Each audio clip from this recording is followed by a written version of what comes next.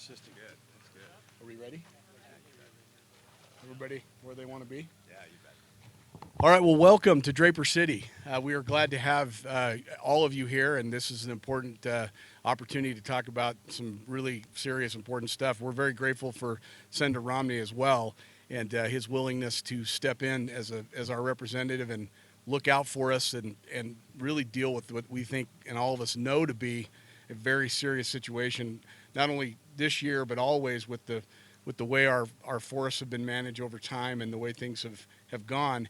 We appreciate Senator Romney trying to put into light and form, groups and a committee that can really deal with this issue and have stakeholders from all walks. So I want to welcome Senator Romney, and I want to welcome Jamie Barnes, the acting director of the Division of Natural Resources and Forestry. So we are very grateful to have her here as well. We appreciate the leadership that Senator Romney has shown in crafting this legislation to mitigate the wildfire threat. As you can see around me in Draper, we have homes that are right in this wildland interface, and many communities in Utah are in the same situation we are.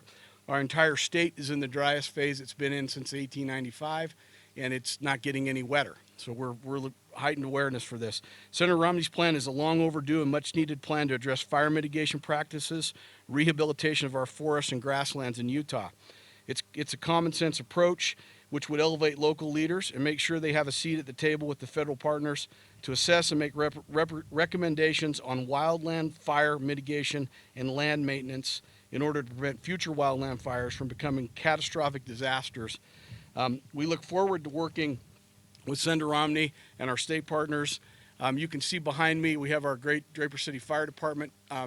These vehicles are indicative of what it takes is that when you have a community that's situated in the urban wildland interface.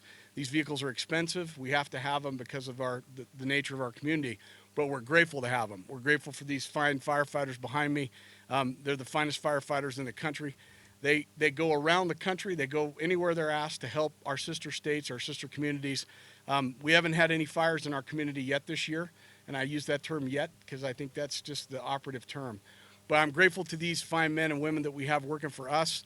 You can see their equipment's top notch, and they're here today to show you that they're here ready to defend our great city and the state of Utah. I'm going to turn the time now over to Acting Director Barnes. Thanks, Mayor. We are honored to join this event today and show our support for the Wildland Fire Mitigation and Management Commission Act. The issues here in Utah with regard to wildfire and drought are real and unprecedented. Efforts such as this one will move us forward and make us better. With over 380 fires on Utah's landscape and more than 40,000 acres burned, addressing mitigation, management, rehabilitation, and prevention is a priority. Fire sense is more important than ever before, with 85% of these fires being human-caused. Drought is real, and it's concerning. Lakes and rivers are drawing to historical lows, which makes challenging decisions on all levels. We must convene and make the best policy decisions. We must manage lands and prevent catastrophic wildfire. This act addresses the importance of collaboration, bringing forward the best tools, and addressing major problems. We support that. In Utah, we are grateful for Senator Romney's support and leadership. In addition to that, we are grateful for the support of other wildfire entities. We also look forward to working together on these important issues. Senator Romney? Thank you, Director Barnes. Thank you, Mayor Walker. It's an honor, Mayor, to be in your fine city. It doesn't look like a city. It looks like wildlife out here, but and it's a spectacular view around us. Appreciate the chance to be here also with your firefighters.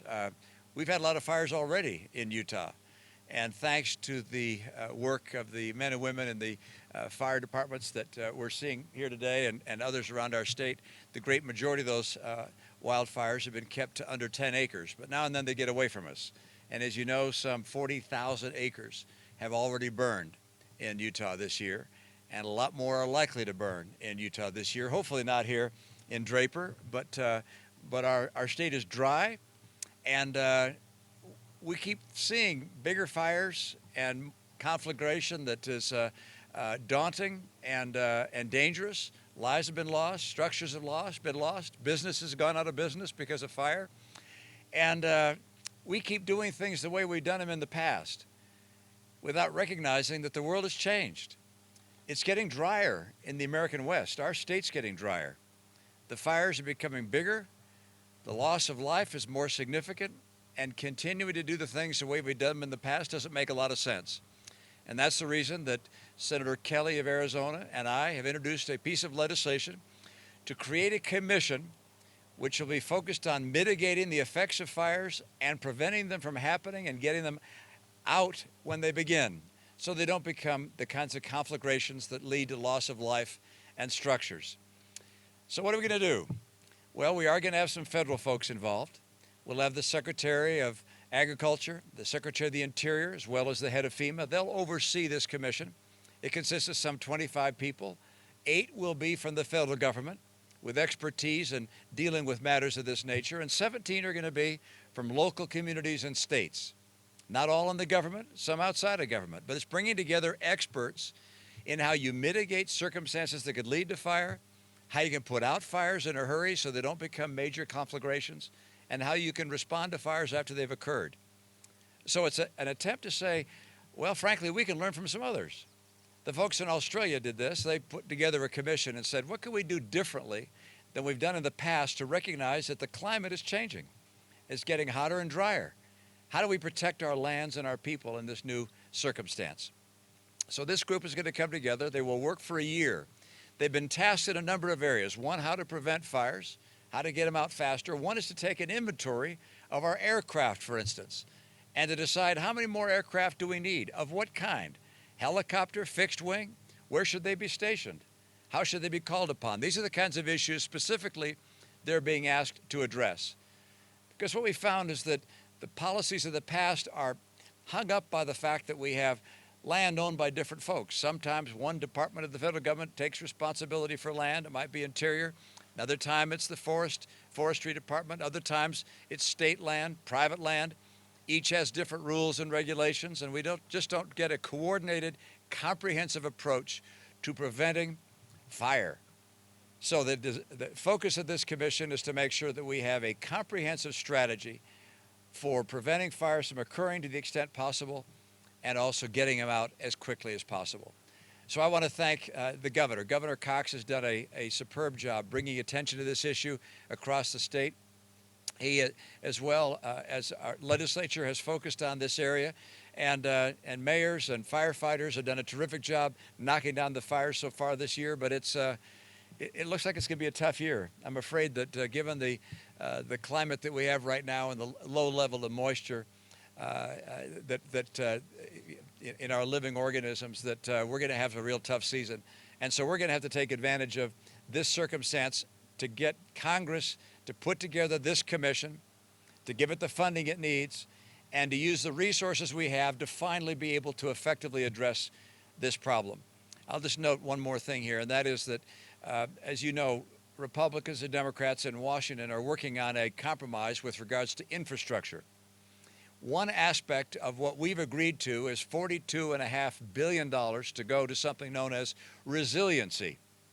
And that line item relates to preventing floods and look at the effect of the rising sea level, but it also goes toward finding ways to prevent wildfires becoming conflagration. And so this can provide additional funding for aircraft or for personnel or for landing areas and so forth. So this is contemplated with work we're doing in Washington right now. We want to make sure it's focused on a strategy that will be comprehensive and effective and cross land, whether it's under the direction of one federal agency or another or the state, and think that this is the time to get the kind of support behind an effort to get it done. So with that, I'll take any questions that you all may have.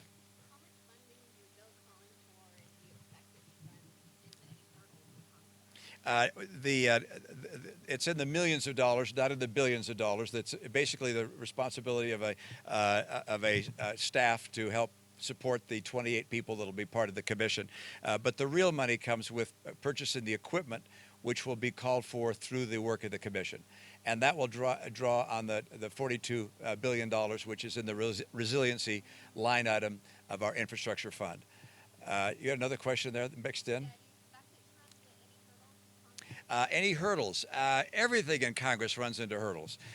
So I don't know that I can say this is going to be different than others, but I think we're going to try and get this attached to the infrastructure bill that's probably going to be making it through Congress at some point.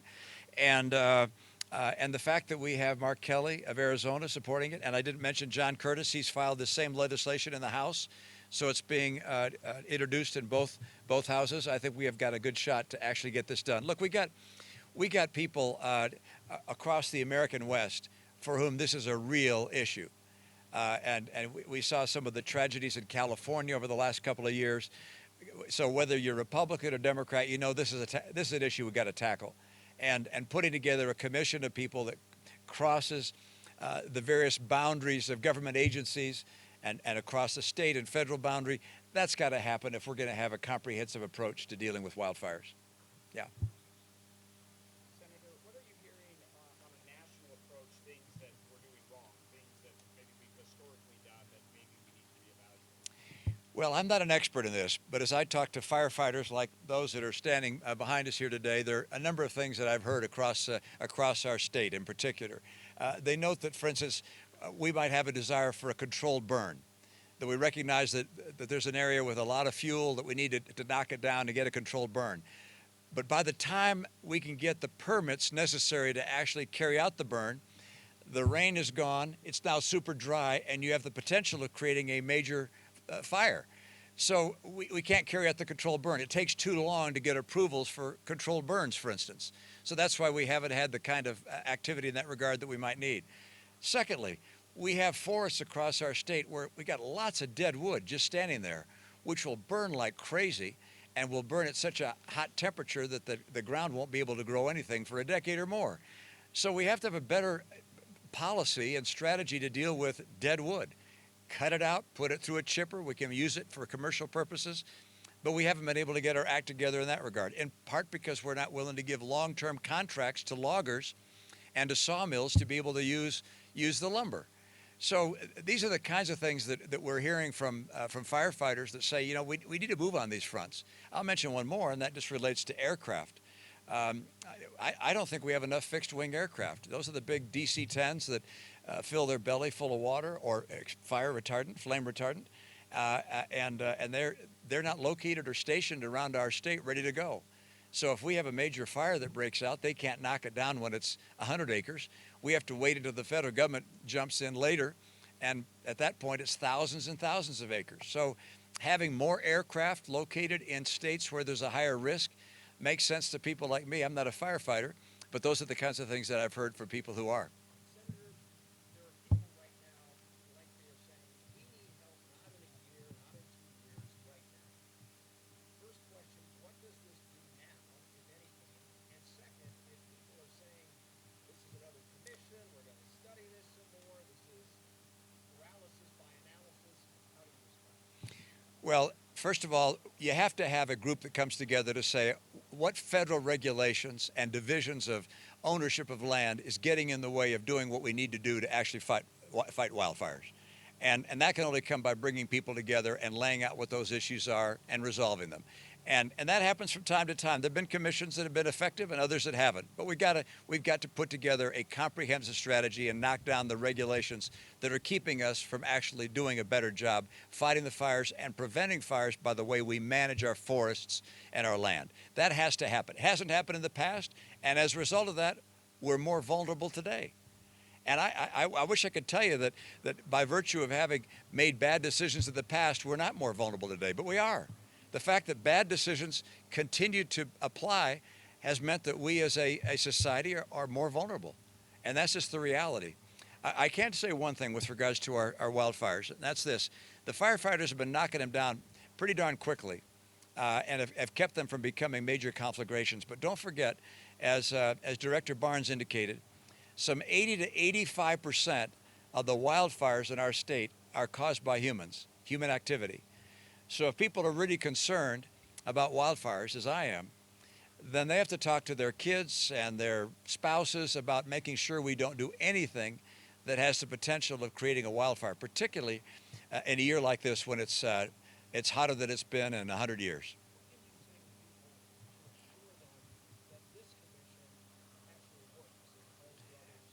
You know, I can never guarantee that a government commission will work, but I can tell you that the fact that the majority of this commission is made up of people from the private sector and from the states gives it a lot better chance of working than if we're just made up of a bunch of federal government people, not foreign, federal government people. And so I think, and by the way, I also think that the sense of urgency is growing. Which is there's a greater and greater recognition that this wildfire issue has become a more severe issue than we might have imagined, that global climate change is real, that the planet is getting warmer and drier, and so we got to do something different than we've done in the past. Look, if a foreign entity were dropping incendiary bombs and causing fires, well, we'd be spending billions and billions and millions to keep that from happening. But right now, our citizens are, by mistake, starting fires, and lightning is starting fires, and we're treating it like it's no big deal. It's like, no, it is a big deal. We got to get serious about it, spend whatever it takes to mitigate the risk associated with these fires and make sure we can put them out. Senator, you mentioned climate change, and you mentioned a couple times about our drought, fires are becoming more common. Do you see this as a example of your party starting to take this issue more seriously, and the chance for bipartisan efforts that will continue to chip away at that problem going forward? You know, I think there's a recognition on both sides of the aisle that the planet's getting hotter and drier, and particularly the American West. We're in a drought in the American West, unlike anything I've seen during my lifetime. And some people argue about how much of this is caused by humans and how much is caused by natural cycles. I don't get into that argument. I hope it's caused by humans, because if it's not caused by humans, there's nothing we can do about it. So I hope it's caused by humans so we can take action to actually reduce the CO2 emissions globally that are leading to the kind of climate change you're seeing. My own view is, however, that there's not much we can just do in the United States. We have to do something that gets the whole world to change our practices so that we can reduce the emissions that are leading to the warming of the planet. But that's obviously another topic, but we're not going to see CO2 emissions start coming down for a long, long time, if ever. I mean, there's nothing on the table I've seen that suggests we found a way to reduce that, because China, Brazil, Indonesia, and so forth, India, as they industrialize further, more and more emissions go up into the atmosphere.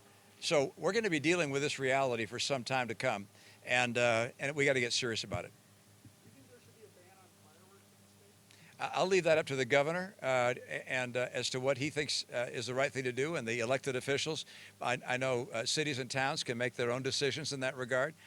Far be it from me to tell people how to do that, but I'd be pretty darn careful to make sure that everything is done possibly to reduce the risk of fire. I bet these firefighters have an answer to that question, but I'll.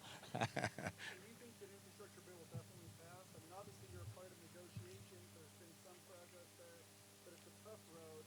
You are pretty confident something's actually going to be done? I think there's a very high probability that there will be an infrastructure bill that passes. What I don't know is whether it will be a bipartisan bill that Republicans and Democrats have worked out. Some 20 of us have now come together on a piece of legislation, $579 billion of additional money going into infrastructure over the next 5 years. We've done that on a bipartisan basis. I don't know whether that'll be accepted by the White House and by Majority Leader Schumer, or whether they'll say, no, put that aside, we're just going to do a Democrat-only bill. I don't know which it'll be, but I think there's a very high probability it'll be one or the other. Calls for increased harvesting, maybe for commercial purposes, could be a big challenge for this conversation. And how do you overcome those who hear that and have concerns about environmental impact in wild areas and say, maybe we should stop building in interface? Well, with regards to additional harvesting, you're talking about of wood? Yeah.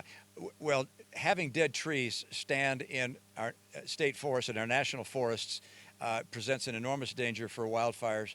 And you know that a wildfire creates extraordinary emissions of CO2. It's bad for the environment. So I believe environmentalists agree that we got to find ways to reduce the threat of these conflagrations. And taking out dead wood and chipping it and using it for commercial purposes makes a lot of sense. I think whether you're a conservationist or an environmentalist or not. So I think we can come together on that. The reason we haven't had the kind of harvesting of wood that we ought to have, in my opinion, has been federal regulation, which has prevented long-term contracts for logging operations and for sawmills. So we need to put in place long-term contracts so people can invest in building sawmills and using that dead wood. Having dead wood stand, we have some of our forests. I've been shocked to see some of our forests are 70 or 80% dead, and that means when those babies light up, they're going to burn hot. It'll be hard to put them out, and it's going to create greater danger for wildlife and for the future of the growth of the various plants in the area. What do you say to people who say maybe we should stop building in wildland Oh, I think everyone's have to make their own decision about where they build their home, but no question, if you've got a home that's in an area where there's a great deal of natural habitat around it, that finding ways to protect your home by keeping trees from being too close to your home, keeping branches from being on your roof, not necessarily having wood shingle roof. I mean, there are a lot of things you can do to reduce the risk, and that's a decision I think every homeowner would be wise to take, because otherwise you're going to jeopardize not only your property, but the lives of the men and women who protect it. In terms of the $1 billion, $1 trillion infrastructure bill that you reportedly are involved with crafting negotiations, how much of that is really infrastructure in your view? Yeah, the president put out a proposal for, I believe, $2.6 trillion.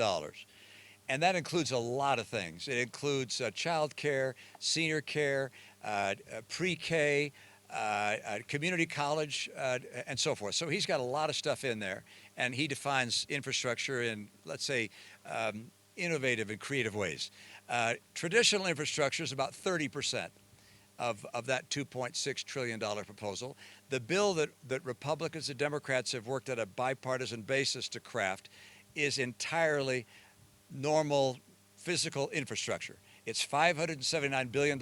It's roads, highways, bridges, it's electric grid, it's water systems, sewer systems, airports, rail, transit. It's classic infrastructure, and it ought to pass. And by the way, it's over 5 years. That's added to the normal spending that occurs for highways, maintenance, and bridges and so forth. So if you put the two together, then it's a little under $1 trillion over 5 years. In the meantime, as you rush to get this bill passed, what do you say to Utahns about what they need to do during this time of